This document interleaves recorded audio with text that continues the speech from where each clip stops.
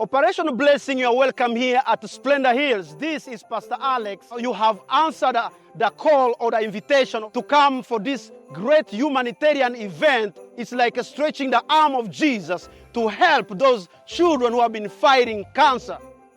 Operation Blessing has been my partner for many years. Wherever I go, whoever I help, Operation Blessing has partnered with me. Last year, we only had 31 kids.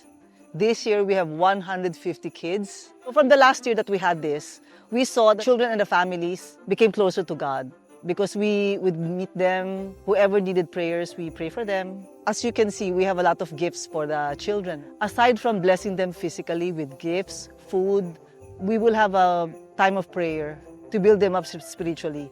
Because we believe if the flesh is weak, the spirit has to be stronger. That's how you battle cancer.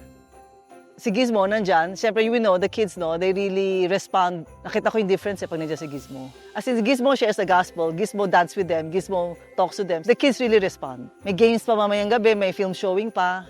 Tuwan-tuwa yung mga bata. They kind of forget for a moment what they're going through. Ito pong ginagawa namin ay kaparti po ng child development wherein tinatawag po namin Holiday of Hopes and Cheers.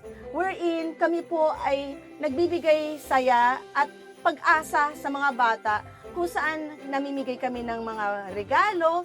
Meron din kami parang Christmas party. May encouragement lang po ako sa inyo na ibibigay. Bilang isang magulang, hindi po madali. There is hope. There is hope in everything. And there is Jesus. Ang Panginoong Jesus ay nandyan po sa atin. With man, this is impossible. But with God, all things are possible.